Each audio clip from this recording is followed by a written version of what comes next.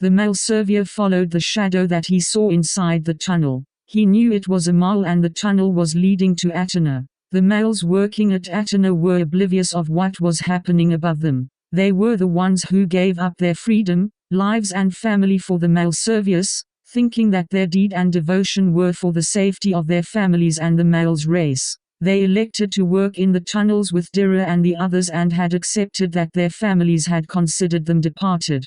When the male surveyor emerged from the tunnel, a hard object hit his head and he fell unconscious at its blow. It was Dira, holding a piece of wood. He and the others decided to stay in the tunnel when the Zixers were making the males escape. Dira wanted to free the others working at Atannar who were all innocent of the going on around them. He felt responsible for most of them were his friends who joined him in serving the male surveyors. Hurry, hide the body, we must warn the others. Why? What did you hear? An aged male asked. Miro ordered all the males dead. Any moment now, male surveyors will come to Atannar to kill all the males there. What do we do?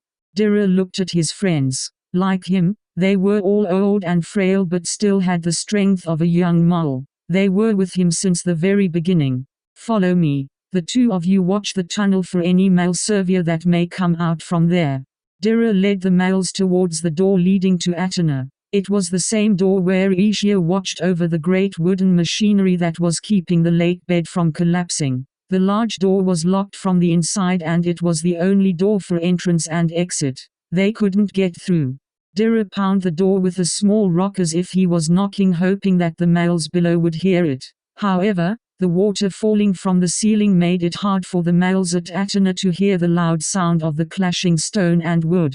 Besides, the males were busy at their usual stations.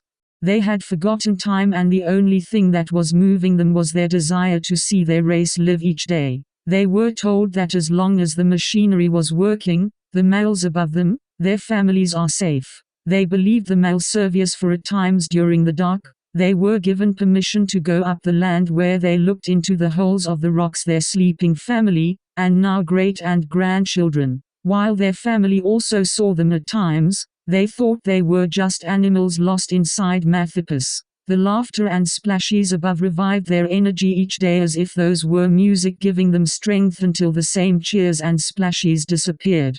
They hadn't heard anything for days now and for the first time, while they do their work, there was worry reflecting on each faces.